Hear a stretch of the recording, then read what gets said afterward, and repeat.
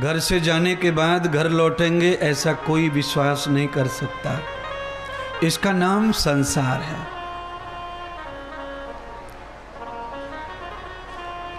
सुबह खा के शाम को खाएंगे, सोएंगे, बतराएंगे, ये किसी को नहीं पता। हम खाली झूठा मूठा विश्वास रखते हैं और वो कभी कभी सच होता रहता है, कभी कभी वो झूठ हो जाता है। ये संसार। शुक्राचार्य जी के कहने से राजा बाली जो है यज्ञ कर रहे हैं और माता पिता के बंटवारे में प्राप्त हुआ स्वर्ग देवताओं को, स्वर्ग में रहकर देवता आलसी हो गए हैं। आलसी होने की वजह से स्वर्ग के देवताओं का सारा वैभव खत्म हो गया। कोई कल्पना कर सकता है कि देवता भिक्षा मांगेंगे, रोटी खाएंगे, कपड़े नहीं रहेंगे? कोई सोच कैसे सकता है? कल्पना से बाहर है।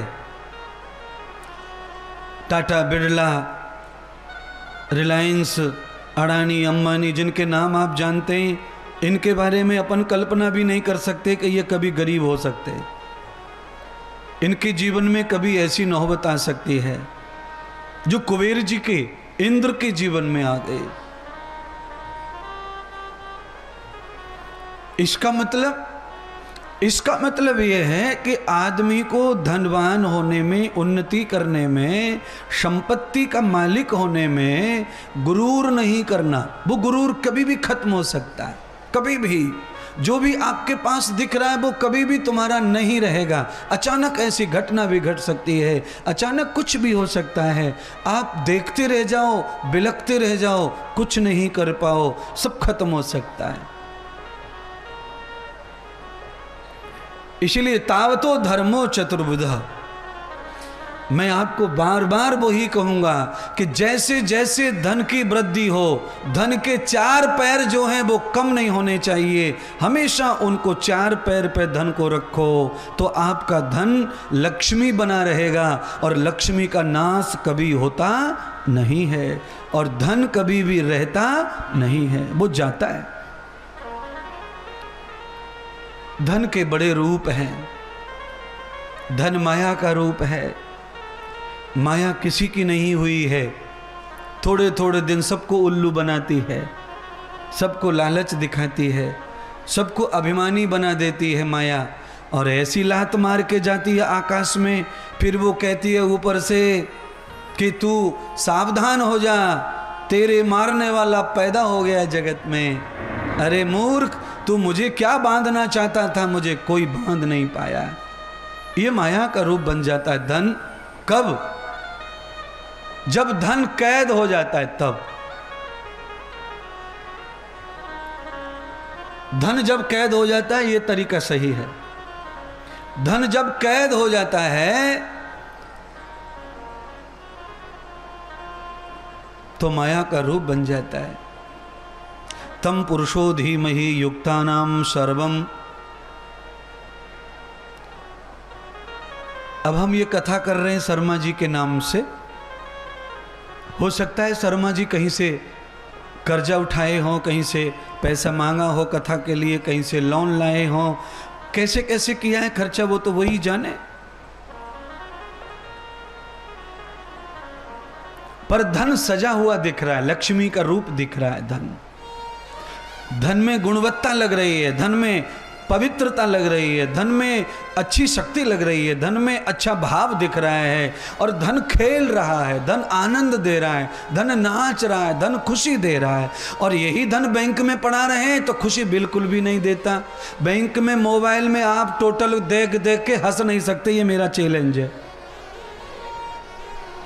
अगर तुम्हारी मैया ने दूध पिलाया है तो मोबाइल निकालो, अपने बैंक डिटेल निकालो, चलो हंस के बताओ।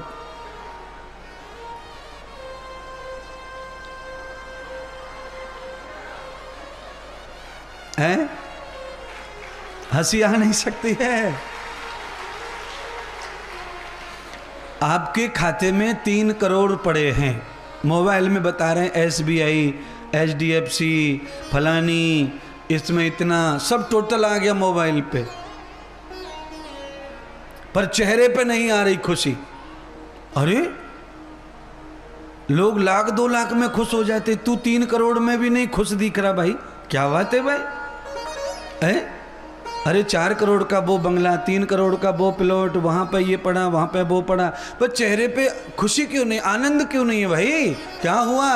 कई लोग तो इसलिए खिलखिला के हंस रहे हैं और रह रहे हैं झोपड़ी में, बड़ी मुश्किल है।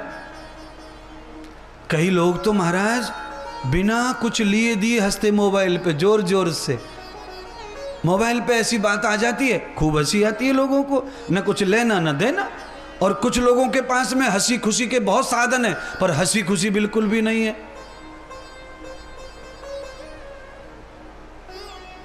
बिना प्रयोग का धन चिंता का कारण बनता है। बिना प्रयोग का धन, अगर धन का कोई प्रयोग नहीं है तो वो चिंता का कारण बन जाता है। उसे कैसे संभालें, कैसे बचाएं, कैसे शिफ्ट करें, कैसे कहाँ लगाएं, किसी को पता ना चले, किसी को समझ में ना आए और माल निकल जाए, माल आ जाए, माल चला जाए। अरे अपना माल और ऐसी चोरी करनी पड़ रही है समाज से, दुनियादारी से। नहीं, एकदम बढ़िया माइक लगवाओ, बढ़िया एसी लगवाओ, महात्मा के बैठ के व्यासपीठ पे ऐसे चैनल लगवाओ, ऐसे एलईडी लगवाओ और पूरे के पूरे दिल्ली को आने दो, और एक साइड में बढ़िया भंडारा चलने दो, और दिल खोल के कथा होने दो, दिल खोल के यज्ञ होने दो, दिल खोल के सेवा होने दो। क्या फर्क पड़ता है? पैसे को लाइए, सामने रखिए, नाचेगा सब। शुद्ध कर लो, उसे धन्य कर लो। और धन जब भगवान के चरणों की तरफ बढ़ता है तो अपने आप ही लक्ष्मी बन जाता है। वो नारायण के चरण में लक्ष्मी का वास है। जब आप भगवान के परमार्थ के किसी भी काम में अपनी मेहनत को लगाते हैं तो वो मेहनत आपकी विष्णु बन जाती है। विष्णु स्वयं भगवान बन जाती है। वो परिश्रम, वो फल आपके कर्म में जब भगवान समा जाए तो क्या कहना। देवताओं के कर्म में प्रमाद समा गया। बिस्तर पे पड़े पड़े अप्सराओं के हाथों से पानी पी रहे हैं, अप्सराओं के हाथों से रूह अफ़ज़ा पी रहे हैं, न जाने क्या क्या पीते होंगे देवता। सुख सुविधा इतनी है। धीरे धीरे हुआ क्या हुआ मैं आपको बताना चाहता हूं। 1 बजे से लेके 3:30 बजे तक का टाइम मेरा कैसे कट रहा है, बड़ी मुश्किल से कट रहा है। माथा पटक पटक के काट रहा हूं, क्योंकि महात्मा होने की वजह से गली में उतर नहीं सकता, मोहल्ले में घूम नहीं सकता, अपनी खुशी से किसी से बतरा नहीं सकता, और मिलने मिलाने का टाइम फिक्स है, सेवा का टाइम फिक्स है। कथा 4 बजे शुरू होती है। तो जो व्यक्ति परमार्थ, परिश्रम, मेहनत में रुचि रखता है उसके लिए आराम का जो समय है वो उसके लिए हराम हो जाता है, उसके लिए वो दुश्मन बन जाता है। मुझे भी तो सेवा मिलती है, लोग मुझे भी हाथ में खिलाते हैं, पिलाते हैं, सेवा करते हैं, मैं भी स्वर्ग में रह रहा हूं ऐसा समझो। पर आलस्य आ जाए, प्रमाद आ जाए तो अच्छी बात नहीं है। आज भैया सेवा कर रहा था, 11 बजे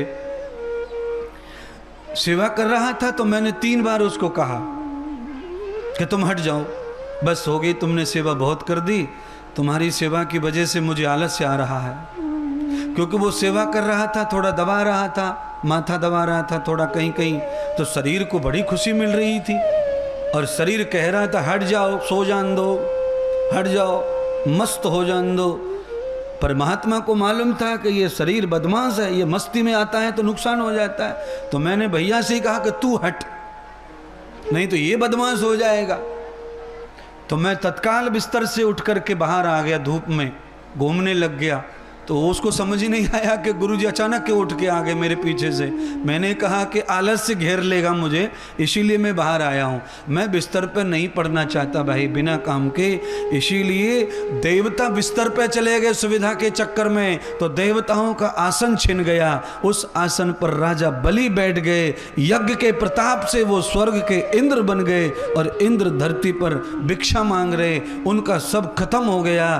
खाने पीने रहने की सुविधा छवि नष्ट हो गई। इसीलिए आप ऐश्वर्य में आके दरिद्र बन जाते हैं, आलसी बन जाते हैं, तो आपका एक दिन ऐश्वर्य खत्म हो जाएगा।